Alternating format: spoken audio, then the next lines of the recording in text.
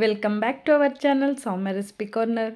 ನೀವೇನಾದ್ರೂ ಇಡ್ಲಿಗೆ ಒಳ್ಳೆ ಕಾಂಬಿನೇಷನ್ ಚಟ್ನಿ ಬೇಕು ಅಂತ ಯೋಚನೆ ಮಾಡ್ತಾ ಇದ್ದರೆ ಖಂಡಿತವಾಗ್ಲೂ ನಾನು ತೋರಿಸ್ತಾ ಇರುವಂತಹ ಈ ಎರಡು ಚಟ್ನಿ ರೆಸಿಪಿನ ಒಂದು ಸರಿ ಟ್ರೈ ಮಾಡಿ. ನೀವೇನಾದ್ರೂ ಈ ಚಟ್ನಿ ರೆಸಿಪಿನ ಒಂದು ಸರಿ ಟ್ರೈ ಮಾಡಿದ್ರೆ ನಿಮ್ಮ ಮನೇಲಿ ಖಂಡಿತವಾಗ್ಲೂ ನೆಕ್ಸ್ಟ್ ಟೈಮ್ ಇಡ್ಲಿ ಮಾಡಿದಾಗೆಲ್ಲ ಇದೇ ಚಟ್ನಿನ ಮಾಡ್ಕೊತೀರಾ. ಅಷ್ಟು ತುಂಬ ರುಚಿಕರವಾಗಿರುತ್ತೆ ಈ ಟೊಮೆಟೊ ಮತ್ತು ತೆಂಗಿನಕಾಯಿ ಚಟ್ನಿ. ಇವಾಗ ಈ ಚಟ್ನಿ ಮಾಡೋದು ಹೇಗೆ ಅಂತ ನೋಡೋಣ ಬನ್ನಿ. ಮೊದಲಿಗೆ ನಾನು ಒಂದು ಪ್ಯಾನ್ ಇಟ್ಕೊಂಡಿದ್ದೀನಿ. ಪ್ಯಾನ್ಗೆ ನಾನು 2 ಟೇಬಲ್ ಸ್ಪೂನ್ ಆಯಿಲ್ ಹಾಕ್ಕೊಂಡಿದ್ದೀನಿ.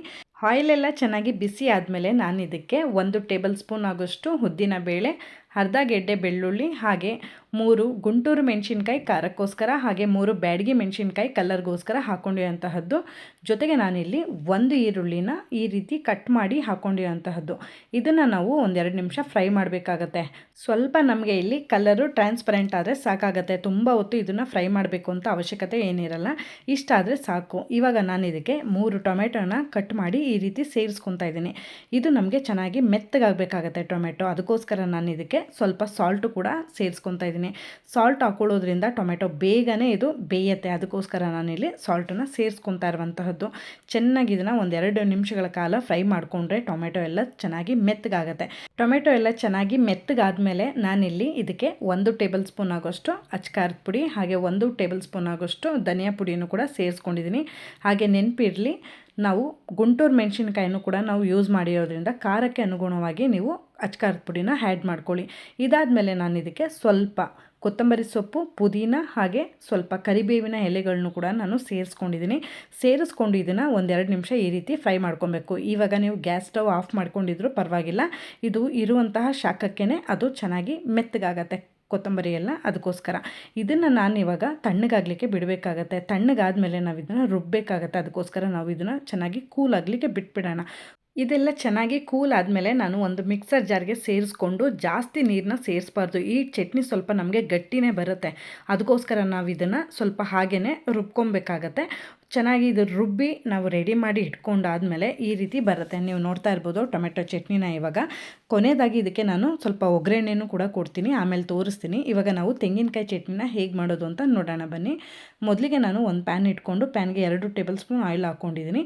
ಆಯಿಲ್ ಬಿಸಿ ಆದಮೇಲೆ ನಾನು ಮತ್ತೆ 1 ಟೇಬಲ್ ಸ್ಪೂನ್ ಆಗೋಷ್ಟು ಉದ್ದಿನಬೇಳೆ, 2 ಟೇಬಲ್ ಸ್ಪೂನ್ ಆಗೋಷ್ಟು ಕಡಲೆ ಬೀಜನ ಸೇರಿಸ್ಕೊಂಡಿದ್ದೀನಿ. ಹಾಗೆ ನಾನಿಲ್ಲಿ ಖಾರಕ್ಕೆ 2 ಹಸಿಮೆಣ್ಸಿನ್ಕಾಯಿ, ಹಾಗೆ 2 ಒಣಮೆಣ್ಸಿನ್ಕಾಯಿನೂ ಕೂಡ ನಾನು ಸೇರಿಸ್ಕೊಂಡಿದ್ದೀನಿ. ಎರಡನ್ನೂ ಹಾಕ್ಕೊಂಡು ಮಾಡ್ಕೊಳ್ಳಿ ಚಟ್ನಿನ, ತುಂಬಾ ಚೆನ್ನಾಗಿ ಬರುತ್ತೆ. ಅದಕ್ಕೋಸ್ಕರ ನಾನು 2 ರೀತಿಯಾದಂತಹ ಮೆಣಸಿನ್ಕಾಯಿನ ಯೂಸ್ ಮಾಡ್ತಾಯಿದ್ದೀನಿ. ಇದಾದಮೇಲೆ ನಾನು ಇದಕ್ಕೆ ಅರ್ಧ ಈರುಳ್ಳಿನೂ ಕೂಡ ಸೇರಿಸ್ಕೊಂಡಿದ್ದೀನಿ. ಈರುಳ್ಳಿನ ನಾವಿಲ್ಲಿ ಸ್ವಲ್ಪ ಟ್ರಾನ್ಸ್ಪರೆಂಟ್ ಆಗಬೇಕು, ಅಲ್ಲಿ ತನಕ ಫ್ರೈ ಮಾಡ್ಕೊಳ್ಳೋಣ. ಇದಾದಮೇಲೆ ನಾವು ಇದಕ್ಕೆ ಸ್ವಲ್ಪ ಕರಿಬೇವು, ಹಾಗೆ ಒಂದು ಸಣ್ಣ ಗಾತ್ರದಲ್ಲಿ ಶುಂಠಿ, ಹಾಗೆ ಸ್ವಲ್ಪ ಹುಣಸೆಹಣ್ಣನ್ನ ಸೇರಿಸ್ಕೊಬೇಕಾಗತ್ತೆ. ಇದನ್ನು ಹಾಕ್ಕೊಂಡು ನಾವು 1-2 ನಿಮಿಷಗಳ ಕಾಲ ಫ್ರೈ ಮಾಡ್ಕೊಬೇಕು. ಒಂದು ಸ್ವಲ್ಪ ಫ್ರೈ ಆದರೆ ಸಾಕಾಗತ್ತೆ. ಇದೆಲ್ಲ ಚೆನ್ನಾಗಿ ಫ್ರೈ ಆದ ನಂತರ ನಾನು ಇದಕ್ಕೆ ಕೊನೆಯದಾಗಿ ಒಂದು ಅರ್ಧ ಬಟ್ಲಾಗುವಷ್ಟು ತೆಂಗಿನಕಾಯಿನೂ ಕೂಡ ಸೇರಿಸ್ಕೊಂಡಿದ್ದೀನಿ. ತೆಂಗಿನಕಾಯಿ ಹಾಕಿದ್ಮೇಲೆ ನಾವು ಲೋ ಫ್ಲೇಮಲ್ಲಿ 1-2 ನಿಮಿಷಗಳ ಕಾಲ ಫ್ರೈ ಮಾಡ್ಕೊಬೇಕಾಗತ್ತೆ. ಫ್ರೈ ಆದಮೇಲೆ ಇದನ್ನು ನಾವು ತಣ್ಣಗಾಗ್ಲಿಕ್ಕೆ ಬಿಡೋಣ. ತಣ್ಣಗಾದಮೇಲೆ ನಾನು ಇದಕ್ಕೆ ಸ್ವಲ್ಪ ನೀರನ್ನ ಸೇರಿಸ್ಕೊಂಡು ಸ್ವಲ್ಪ ಗಟ್ಟಿಯಾಗೇ ಚಟ್ನಿನ ರುಬ್ಕೊಂಡು ರೆಡಿ ಮಾಡಿ ಇಟ್ಕೊಬೇಕಾಗತ್ತೆ. ಇವಾಗ ನೀವು ನೋಡ್ತಾ ಇದ್ದೀರಾ ಚಟ್ನಿ ಯಾವ ರೀತಿ ಗಟ್ಟಿಯಾಗಿ ಬಂದಿದೆ ಅಂತ ಹೇಳಿ.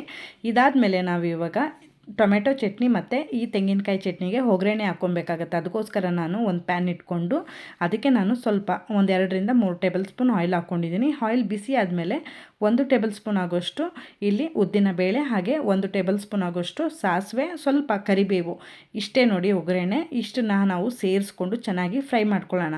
ಫ್ರೈ ಆಗಿದ್ದಾದಮೇಲೆ ನಾವು ಇದರಲ್ಲಿ ಅರ್ಧ ಒಗ್ಗರಣೆನ ಟೊಮೆಟೊ ಚಟ್ನಿಗೆ, ಹಾಗೆ ಇನ್ನರ್ಧ ಒಗ್ಗರಣೆನ ತೆಂಗಿನಕಾಯಿ ಚಟ್ನಿಗೆ ಸೇರಿಸ್ಕೊಂಡ್ರೆ ನಮಗೆ ಇಡ್ಲಿಗೆ ಒಳ್ಳೆ ಅದ್ಭುತವಾದಂತಹ ಕಾಂಬಿನೇಷನ್ ಚಟ್ನಿ ರೆಡಿಯಾಗಿರುತ್ತೆ. ತುಂಬಾ ರುಚಿಯಾಗಿ ಬರುತ್ತೆ. ನೀವೂ ಕೂಡ ಇಡ್ಲಿಗೆ ಈ ಕಾಂಬಿನೇಷನ್ ಚಟ್ನಿಗಳನ್ನ ಒಂದು ಸರಿ ಟ್ರೈ ಮಾಡಿದ್ಮೇಲೆ ರೆಸಿಪಿ ಹೇಗೆ ಬಂತು ಅಂತ ನನಗೆ ತಪ್ಪದೆ ಕಾಮೆಂಟ್ ಮಾಡಿ ತಿಳಿಸಿ, ಓಕೆನಾ? ಈ ರೀತಿಯಾದ ಹೆಲ್ದಿ ಆ್ಯಂಡ್ ಟೇಸ್ಟಿ ರೆಸಿಪಿಗೋಸ್ಕರ ನನ್ನ ಚಾನಲ್ನ ಸಬ್ಸ್ಕ್ರೈಬ್ ಮಾಡ್ಕೊಳ್ಳೋದು ಮರಿಬೇಡಿ.